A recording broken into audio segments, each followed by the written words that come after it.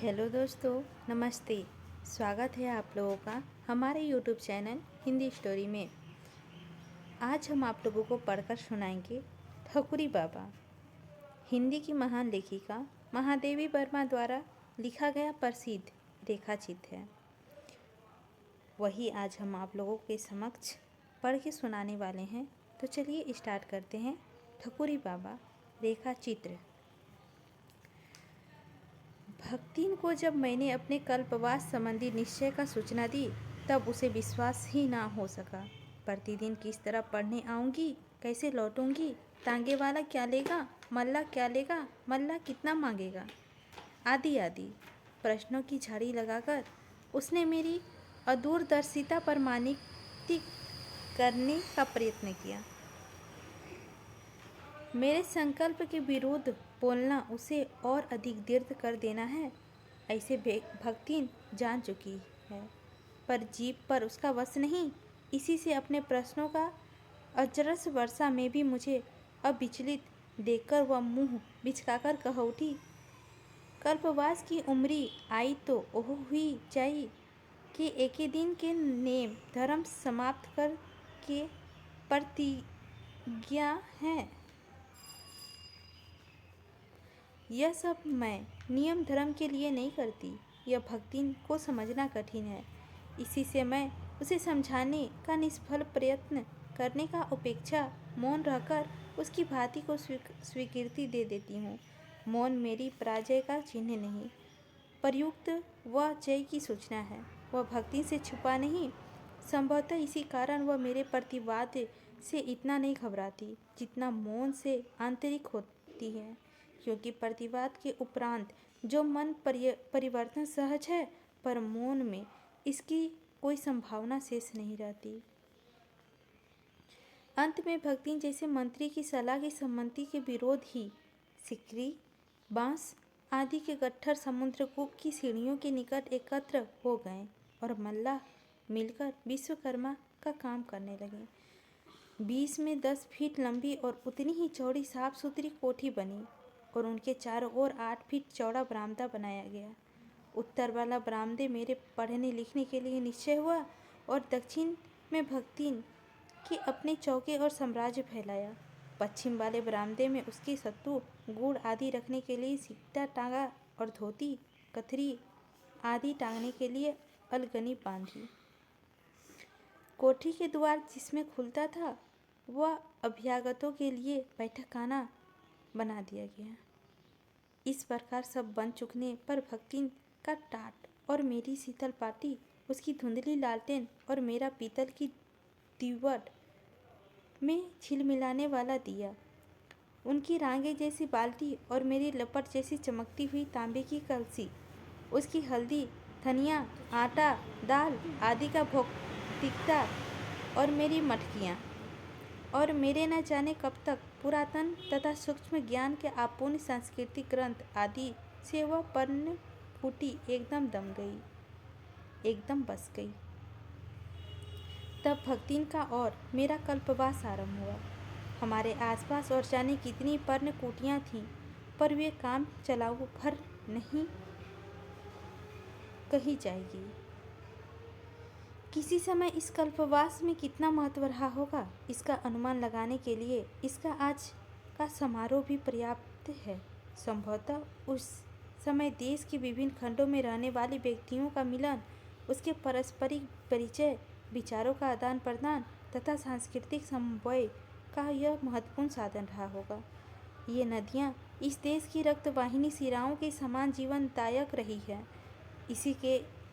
इसके तट पर इस प्रकार के सम्मेलनों की स्थिति स्वाभाविक और अनिवार्य हो गई हो तो निश्चय नहीं। आज इस संबंध में क्या और क्यों तो हम भूल चुके हैं, पर बिना जाने लीक पीटना धर्म बन गया है।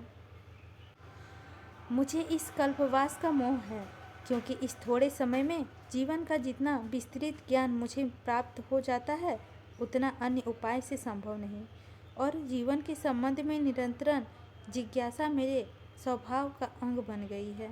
गर्मियों में जहाँ तहाँ फेंकी हुई आम की गुठली जब वर्षा में जम जाती है तब उसके पास मुझसे अधिक सतर्क माली दूसरा नहीं रहता। घर पर किसी कोने में चिड़िया जब घोंसला बना लेती है तब उसे मुझसे अधिक सहज प्रहरी दूसरा नहीं मिल सकता। मेरे चारों ओर न जाने कितनी जंगली पेड़ पौधे, पक्षी आदि मेरे सामान्य जीवन प्रेम के कारण ही पनपते जाते रहते हैं, जिनका दूध लग जाने से मेरी आंखें फूट जाती है और थुहर भी मेरे सत्यंत लगाने आम का पश्व में गर्भ पे सिर उठाए खड़ा रहता है, धसकर न निकलने वाले कांटों से जड़ा हुआ भट कटैया। सुनहरे रेशम के लक्षों में ढके हुए और उजले कोमल मोतियों से जड़े मक्का की भुट्टे के निकट संविधान आसन जमा लेता है। न जाने कितनी बार सर्दियों में ठिठुरते हुए पिल्लों की टिमटिमाती आंखों के अन्वय ने मुझे उन्हें घर उठा ले आने पर बाध्य किया है।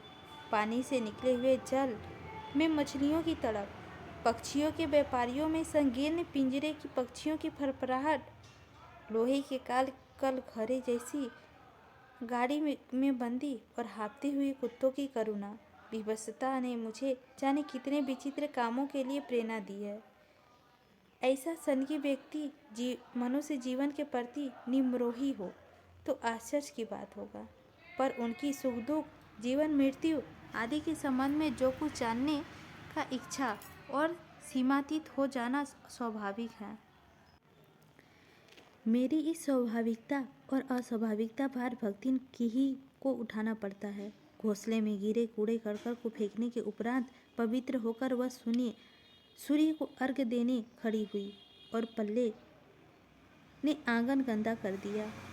उसे भी धोने के उपरांत फिर स्नान करके वह शिवाजी को जल चढ़ाने चली कि भिखारी ने सत्तू गुड़ देने का आदेश हुआ। वह इस कर्तव्य को भी पूरा करने के उपरांत नाक बंद कर जाप करने बैठी कि मैं किसी बीमार को देखने जाने के लिए प्रस्तुत हूँ। उसे पुकारने लगी। जीवन की ऐसी अस्त व्यवस्था में भी वह उहालना देना नहीं जानती।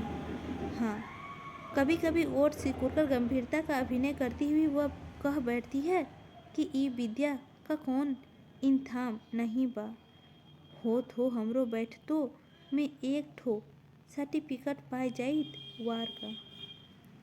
अपनी कर्तव्य पारिकता के लिए सर्टिफिकेट ना पा सकने पर भी भक्तिन उनका महत्व जानती है।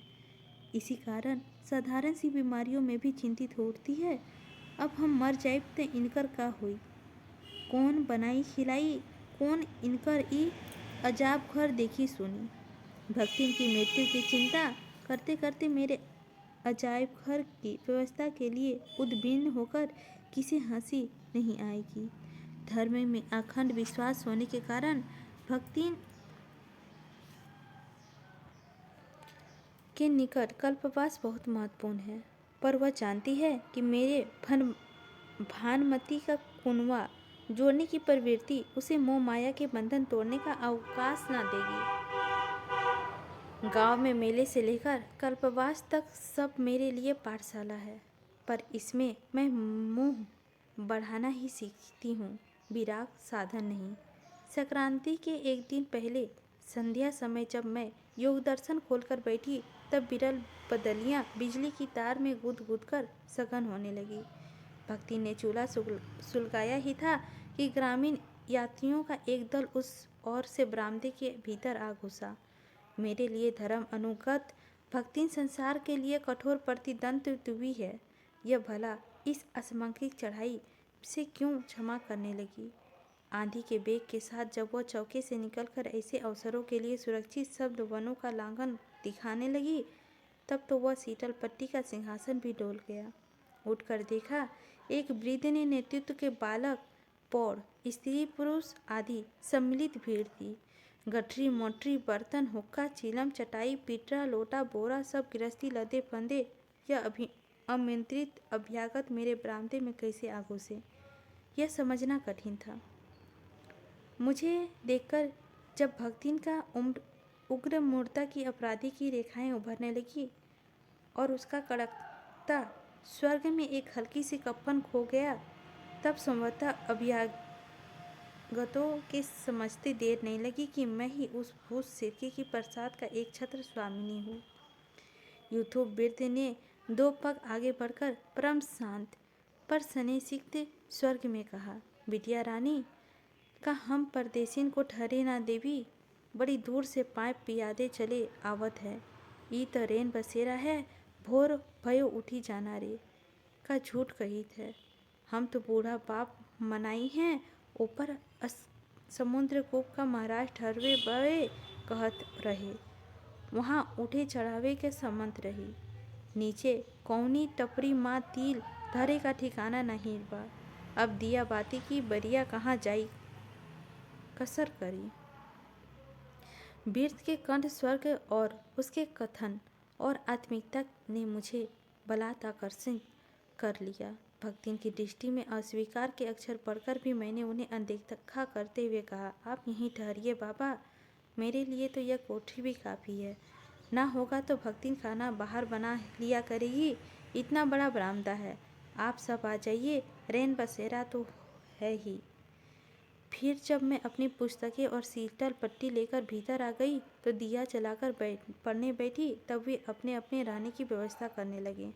भक्तिन मेरे आराम की चिंता के कारण वह दूसरों से झगड़ती है, पर जब उसे विश्वास हो जाता है कि अमुक व्यक्ति या कार्य ने मुझे कष्ट पहुंचाना संभव नहीं, तब उसकी सारी प्रतिकूलता न जाने कहाँ गायब हो जाती है।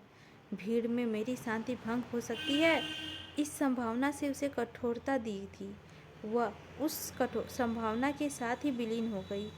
वह सत्तू रखने की सीखे के नीचे ईंट पत्थर का चूल्हा बनाकर कम से कम स्थान घेरने की चेष्टा करने लगी। उसमें उस आक्रमणकारियों को सुख से बच जाने का अवसर मिल गया।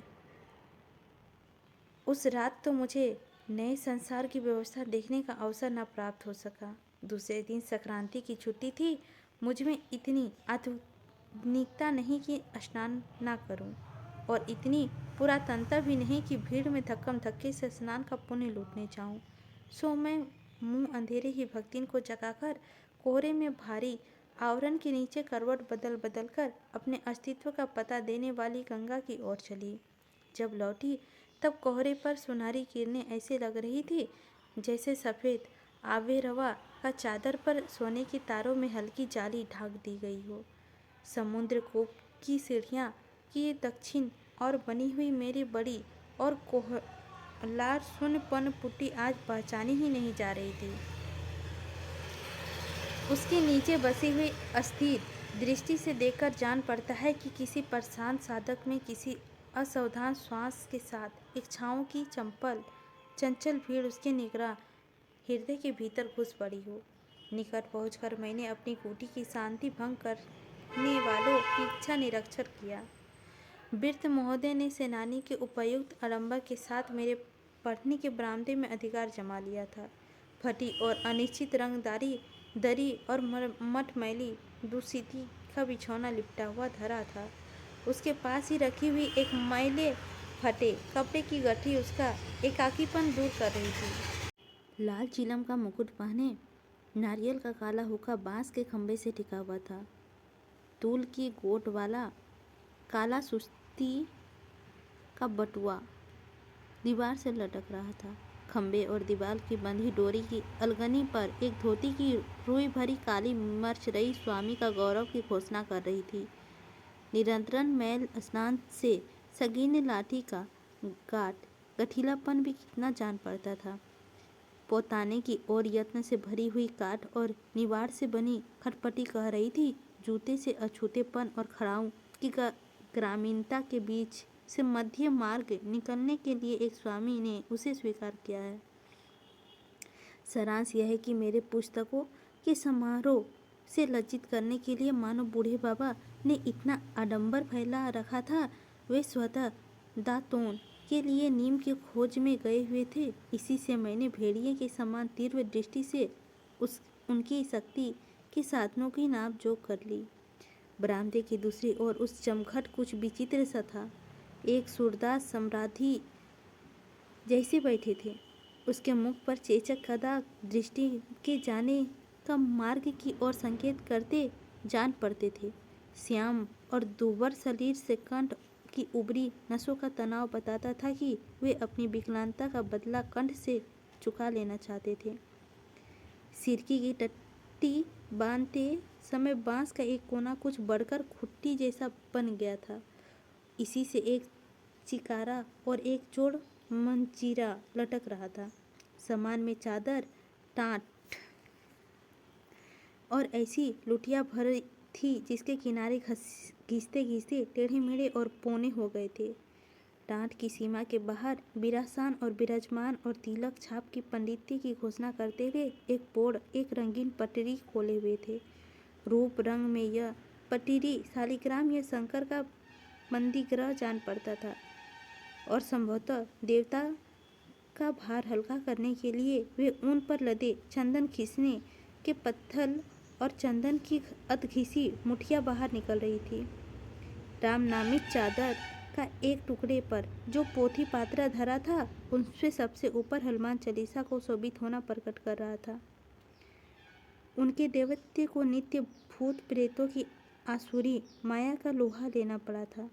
टाटा का एक घूंट दबाकर ठंडे बालू में बैठने का कष्ट भोगने के प्रयत्न करते हुए दो किशोर बालक अन्य छेदों से विचित्र सा एक काली कमली में सिकुड़े बैठे थे।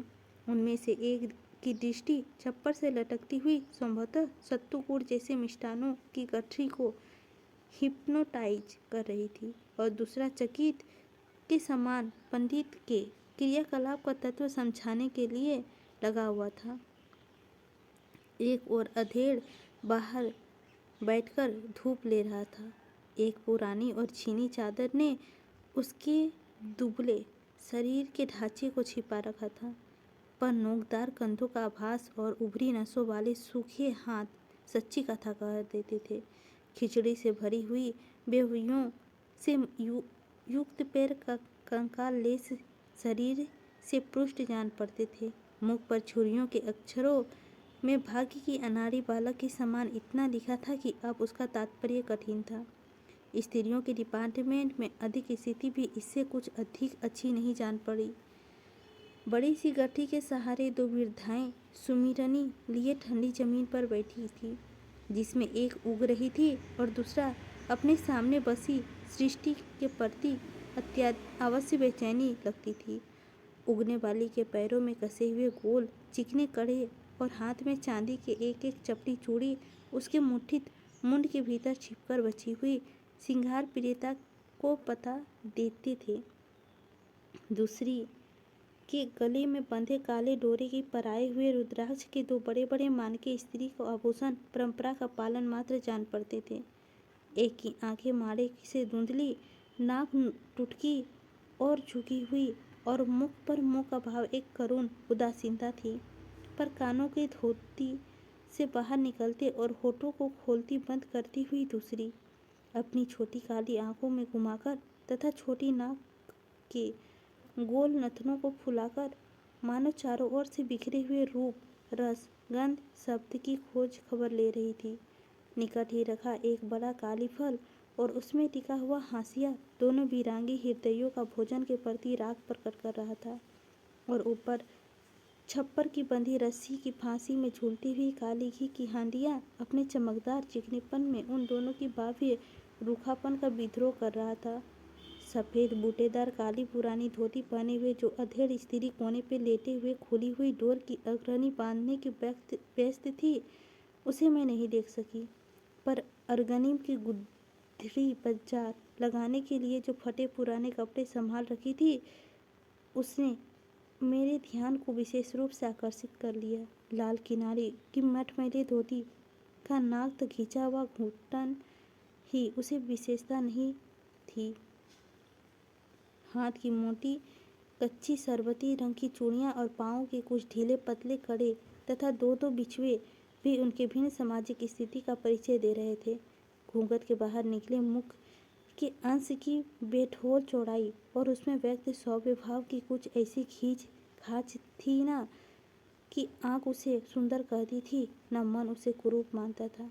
उसकी एक ही दो सांवली किशोरियों एक बड़े पटारे में ना जाने क्या खोज रही थी। उसके गोल मुखों से झूलती हुई उलझी रूहों और मैंने लटे मानो दरिद्रता की कथा के अक्षर थी।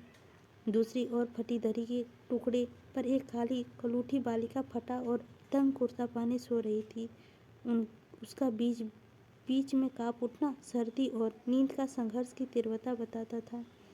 एक अन्य बालक खंभे में टिक कर बैठा हुआ आंखें मलकर रोने की भूमिका बांध रहा था। कुर्ते के अभाव में उसे एक पुराने धारीदार अंगोछे का परिधान मिल गया था, पर उसका ऊपर टंगी हांडियां और नीचे रखी गठरी को देखकर रोना प्रकट करता था कि भीतर मन शीत की मात्रा बाहर की शीत से अधिक हो गई थी।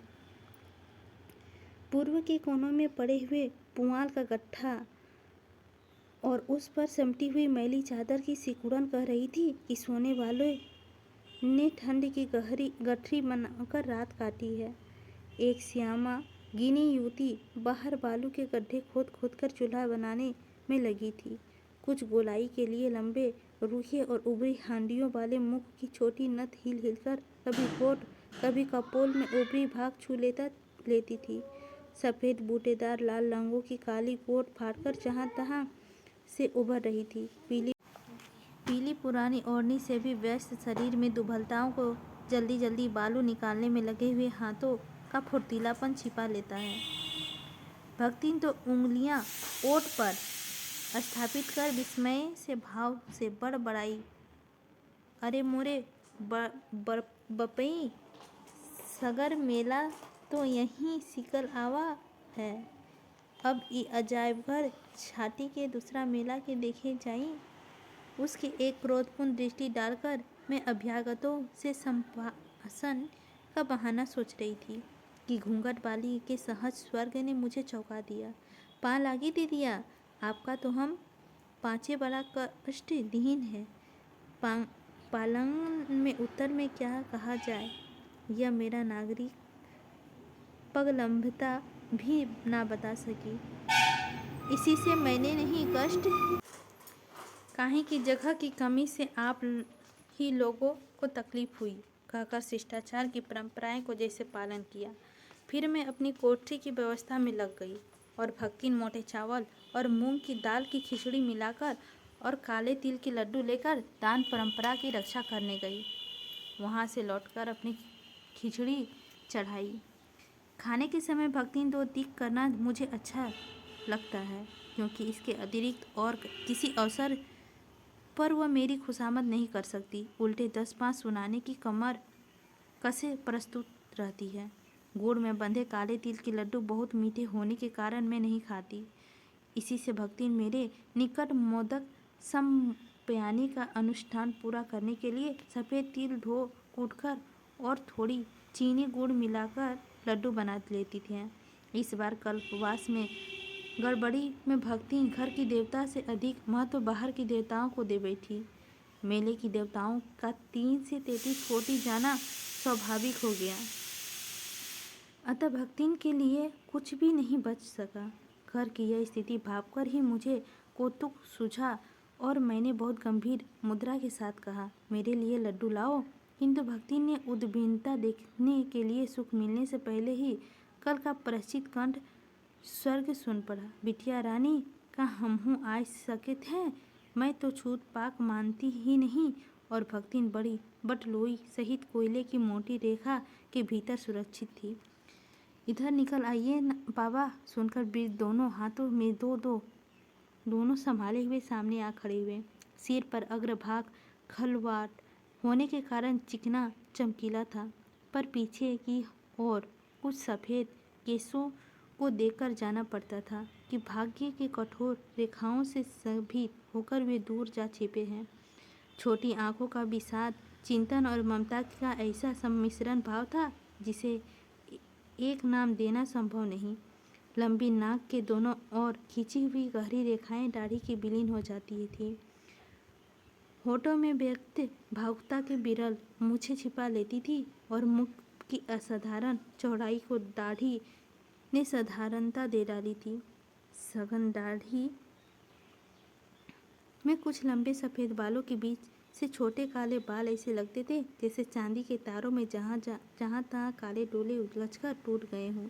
सुपुर्दी के कारण शरीर की दुबलता और कुछ झुककर चलने के कारण लंबाई पर ध्यान नहीं जाता था। नंगे पांव और घुटनों तक ऊंची धोती पहने जो मूर्ति सामने थी वह साधारण ग्रामीण वृद्धि से अधिक विशेषता नहीं रखती। बूढ़े बाबा मेरे लिए तिल के लड्डू, घी, आम के अचार और एक फ्रॉक और दही लाए थे। अरुचि के कारण घी सहित और पाथी के कारण मिर्च, अचार आदि के बिना मैं खिचड़ी खाती हूँ।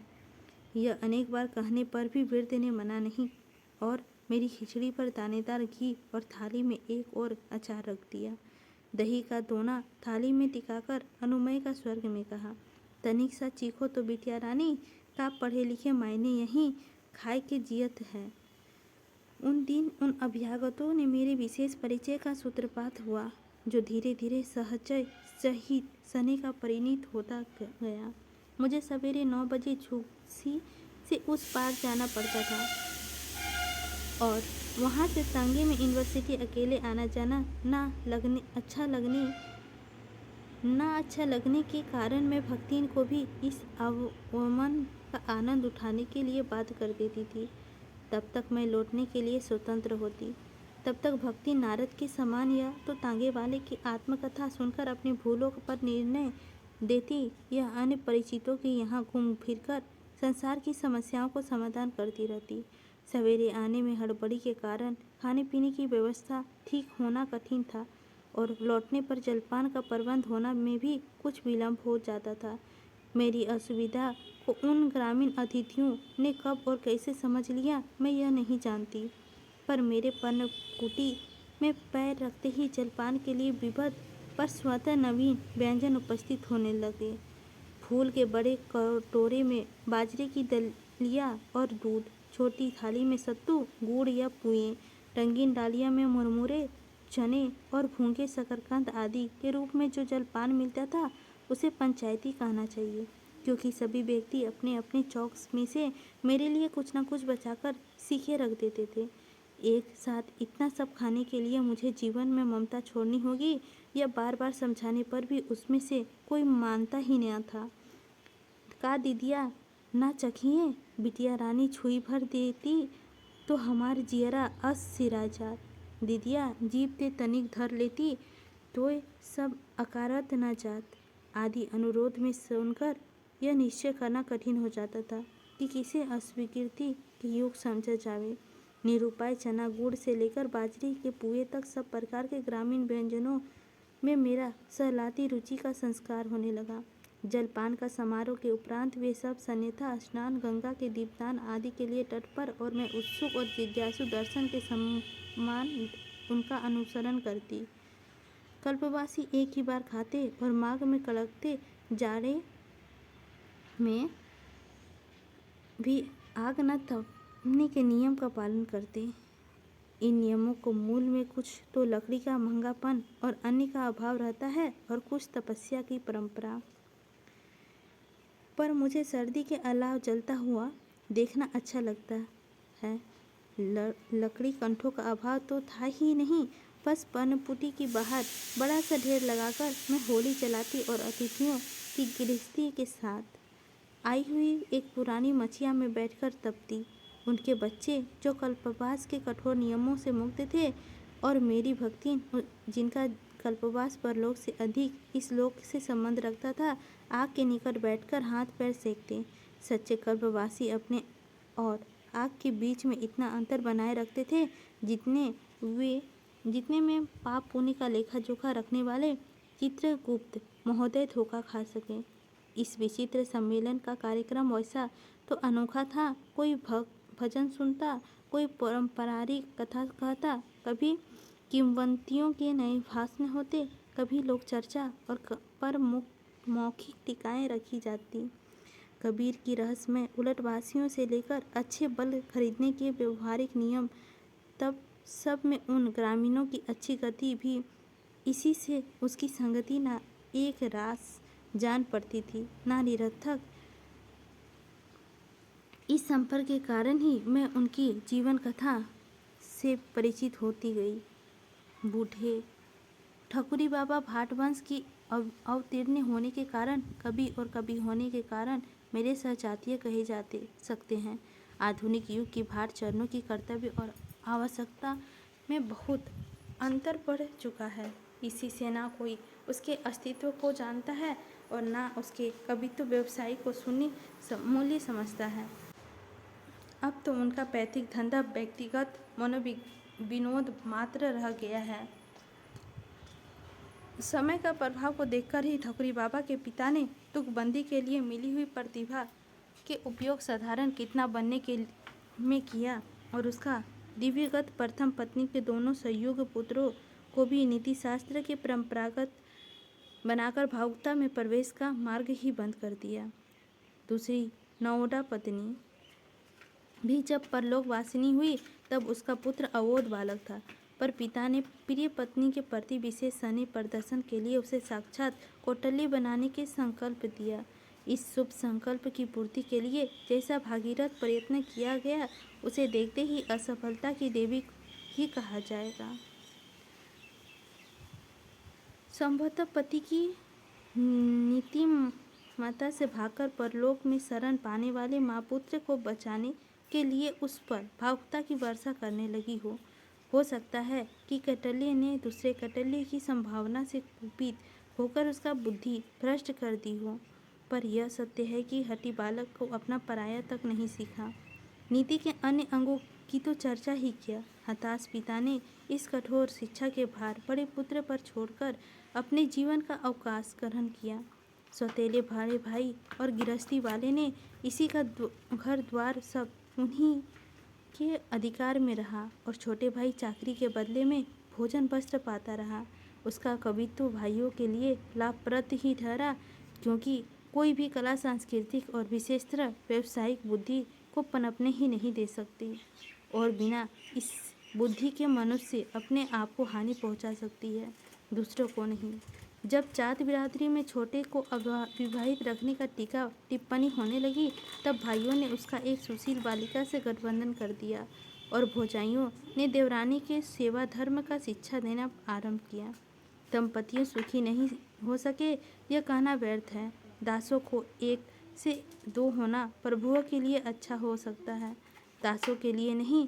एक और उनसे प्रभुता का विस्तार होता है और दूसरी ओर पराधीनता का प्रचार। स्वामिनी तो साम दाम भेद द्वारा उन्हें पारस्परिक लड़ाकर दासता और कठोर करते रहते हैं और उसे दास अपनी विवश झुझलाकर ही हीन भावना के कारण एक दूसरे के अभिशापों को विविध बनाकर उससे बाहर आने का मार्ग अवरोध करते रहते हैं। देवर देवरानी मिलकर यदि गृहस्थी बसा लेते तो सेवा का प्रश्न कठिन हो जाता। इसी में भौजाइयों नई बहू की चुगली करने उसे पति की निकट अपराधिनी के रूप में उपस्थित करने लगी। पत्नी की निर्दोषिता के संबंध में पति का मन विश्वास और अविश्वास के हिंडोले में झोंके खाता था, पर ना उसमें अपने विश्वास का प्रकट करके वधू को सद्भावना दी, ना अविश्वास प्रकट करके अपने मन का समाधान किया। गवीली पत्नी भी अपनी ओर से कुछ न कहकर अभिराम परिश्रम द्वारा मन का आक्रोश व्यक्त करने लगी। ठकुरी बेचारे कभी ठहरे सूक्ष्म यथार्थता उसकी भाव बेछोल कल्पना के खटा का प्रवेश करने के लिए कोई रौंद ही न पाती थी। कहीं बिहरा गाने का अवसर मिल जाता तो कहीं भी मचान पर बैठकर रात भर खेत की रखवाली करते। कोई 12 मासा वाला रसी सोतरा मिल जाता तो उसके पैर की सानी पानी करने में भी हेठी ना समझते। कोई अल्लाह उलट का कथा सुनना चाहता तो मीलों पैदल दौड़ चले जाते। कहीं होली का उत्सव होता तो अपने कबीर सुनाने में भूख प्यास भूल जाते। अपनी इस काव्य वाचनता के कारण वे कोई और काम ठीक से ना कर पाते थे। नागरिक शिष्ट समाज के समान कोई उन्हें 50 रुपये फीस देकर कालेबाजी के लिए नहीं बुलाता था। किसी ने मैली पिछोली में बूट में थोड़ा सा तिल गुड़ बांधकर उदारता प्रकट की। किसी ने पथरेली में सत्तू पर नमक के साथ हरी मिर्च रखकर अतिथि सत्कार किया। किसी ने सुगले हुए कंठों पर 2 भोगरियों सेकने की अनुरोध करके काव्य मर्मभता का परिचय दिया। इन पुरस्कारों को पाकर ठकुरी प्रसन्न न थे। यह कहना मिथ्यावाद होगा। उनकी काव्य जनित प्रतिभा भाइयों से अपेक्षा भौजाइयों के व्यंग और पत्नी की मर्म पीड़ा के कारण थी। इसे भी वे नहीं जानते थे। कुछ वर्षों में पत्नी ने उन्हें एक कन्या का उपहार दिया, पर उसके उपरांत वह विश्राम और पति के अभाव में प्रसूति ज्वार से पीड़ित हुई और उचित चिकित्सा के अभाव से 1.5 वर्ष की बालिका छोड़कर अपने कठोर जीवन से मुक्ति पा गई। ठकुरी उसी रात अल्लाह सुनकर लौटे थे। ठकुरी उसी रात अल्लाह सुनाकर लौटे थे। माता की मृत्यु का उन्हें स्मरण नहीं था। वृद्ध पिता की विदा में उनके मर्म को छेदा नहीं था, पर यौवन का प्रथम पहर में सने बंधन तोड़ जाने वाला पत्नी ने उनके हृदय को हिला दिया। खारे आंसुओं ने आंखों में गुलाबीपन धोकर उन्हें अब जीवन दर्शन के लिए स्वच्छ बनाया। पत्नी को खोकर ही ठकुरी वास्तविक पति और पत्नी बन सके। घर में बालिका की उपेक्षा देखकर और उनके परिणाम का कल्पना करके वे अलगोचे पर बाध्य हुए तथा घर की व्यवस्था के लिए अपनी बूढ़ी मौसी के लिवा गए, पर कन्या को देखरेख वे स्वयं करते थे। अल्लाह उदल की कथा की प्रेमी पिता की बेला विनोद के समय उनके कंधे पर चढ़ी हुई घूमती थी और काम के समय पीठ पर बंधी हुई अनेक कामों की निगरानी करती थी। किसी के हंसने पर ठकुरी कह देते कि जब मजबूर माँ अपने बच्चों को लेकर काम करती है, तब पिता का ऐसा करने की लजाने की कौन बात है। बेला के लिए तो वह बाप है और वही माँ। बालिका जब 6-7 वर्ष की हुई तो ठकुरी किसी काव्य प्रेमी सजातीय के सुशील पर मृत प्रीतिहीन भतीजे को ले आए और बेला की सगाई करके भाभी जमाता का अपना कामकाज सिखाने लगे। भाग्य संभवतः इस देहाती कवि की सृष्टि थी। इसी से शिक्षा समाप्त होते ही भाभी जमाता के चेचक निकल आई। वह बच तो गया, पर एक आँख के लिए संपूर्ण सृष्टि अंधकारमय हो गई और दूसरी में इतनी ज्योति शेष रही कि ठोस संसार भाप कर बादल सा दिखाई पड़ने लगा। पिता ने कन्या की इच्छा जानना चाहा, पर वह हट में महोबे की लड़ाई की उस बेला का सामान निकाली जिनकी पिता के बाग में लगे चंदन की चीता पर ही सती होने का प्राण किया था। बेला के बचपन की साथी को छोड़ना नहीं चाहा और इस प्रकार ठकुरी बाबा वचन भंग के पातक से बचे गए। अब कभी ससुर, उनकी बूढ़ी मौसी, अंधा दामाद और रूपसी बेटी एक विचित्र परिवार बनाए बैठे हैं। ससुर ने जमाता को भी काव्य के पर्याप्त शिक्षा दे डाली थी।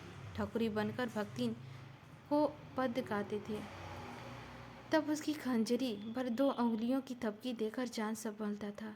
बूढ़ी मौसी तन्मयता के आवाज से मंजीरा इनकार देती थी। भीतर काम करती हुई बेला एक गति से थिरकन भर जाती थी। घर में एक बुढ़वा भैंस, 2 पछाई गायें और एक हल की खेती होने वाले कारण जीवन यापन का प्रश्न विशेष समस्या नहीं उत्पन्न करता। यह विचित्र परिवार हर वर्ष माघ मेले के अवसर पर गंगा तीर कल्पवास करके पुण्य पर्व मनाता है। इसके साथ गांव के अन्य भक्तगण भी खींचे चले आते हैं। ठकुरी बाबा तो सबको अपना अतिथि बनाने को प्रस्तुत रहते हैं, पर कल्पवास के दूसरे ही अन्य खाने वाले विनिमय से अपना पुण्य फल दे देना पड़ता था। इसी से वे अपनी अपनी गठरी मोटी में खाने पीने के सामान लेकर घर से निकलते हैं, पर वस्तु का विनिमय वर्ज्य नहीं माना जाता, चाहे विनिमय वाली वस्तुओं में कितनी ही असमानता क्यों न हो। आवश्यकता और नियम के बीच में वे सरल ग्रामीण जैसे समझौता करा देते हैं। उसे देखकर हंसी आए बिना नहीं रहती। कोई गुड़ की एक डली रखकर ठकुरी बाबा के 8 सेर आटा ले जाता है, कोई 4 मील देकर आलू शकरकंद का फलाहार प्राप्त कर लेता है, कोई पत्ते पर तोला भर दही कस रखकर कटोरा भर चावल नापता है, कोई धूप के लिए रत्ती भर घी देकर लुटिया भर दूध चाहता है। ठकुरी बाबा को देने का एक विशेष प्रकार की आनंद भूभती होती है। इसी से वे स्वयं पूछ कर इस विनिमय व्यवहार को शिथिल होने नहीं देते। वे भावुक और विश्वासी जीव हैं। चिकारा हाथ में लेते ही उनके लिए संसार का अर्थ बदल जाता है। उनकी उदारता, सहज सौंदर्य, सरल भावुकता आदि गुण ग्रामीण जीवन के लक्षण होने पर भी वहाँ सुभल नहीं रहे। वास्तव में गांव का जीवन इतना उत्पीड़न और दुर्भाव होता जा रहा है उनसे मनुष्यता का विकास के लिए अवकाश मिलना ही कठिन है। सदा का समान इस वर्ष भी ठकुरी बाबा का दल विविधता है। भोजन की व्यवस्था के लिए बालू खोदकर चूल्हे बनाती हुई लोग चिंता रथ, बेटी, चिंकारा, मंजरी और डल्फी आदि की पृष्ठभूमि के साथ स्वप्न दर्शन में अंचल, जमाता और घी की ढांडिया, काशीफल आदि बीच में रखकर लोक और परलोक की समस्याएं सुलझाती हुई मौसी ने ठकुरी बाबा को कुटुंब बना है। शेष मानो विभिन्न वर्गों और जातियों की सम्मिलित प्रसिद्ध है। एक वृद्धा ठकुराइन है। पति के जीवन काल में वे परिवार में रानी की स्थिति रखती थी, परंतु विधवा होते ही जितौतों ने निसंता काकी से मत देने से इन अधिकार ही भी छीन लिया। गांव में नाते वे ठकुरी की बुआ होती थी, इससे पुण्य कमाने का अवसर पर ही वे उन्हें साथ लाना नहीं भूलते। दूसरी एक सहुआइन है, जिनके पति गांव की तेली बालिका को लेकर कलकत्ते में कर्तव्य पालन कर रहे हैं। विवाहिता जीवन के डबल सर्टिफिकेट के समान दो बिछुए पहनकर और नाक तक खींचे घूंघट की बंदोबस्त की मर्यादा को सुरक्षित रख वे परचून की दुकान द्वार जीवन यापन करती है। हर माघ में वे अपने 2 किशोर बालकों के साथ आकर कल्पवास की कठोरता सहती है और कमर तक जल में खड़ी होकर भावी जन्मों की साहू जी को पाने का वरदान मांगती है। पति ने उनका यह लोक बिगाड़ दिया है, पर अब उसके अतिरिक्त किसी और का कमाना करने का परलोक नहीं बिगाड़ना चाहता।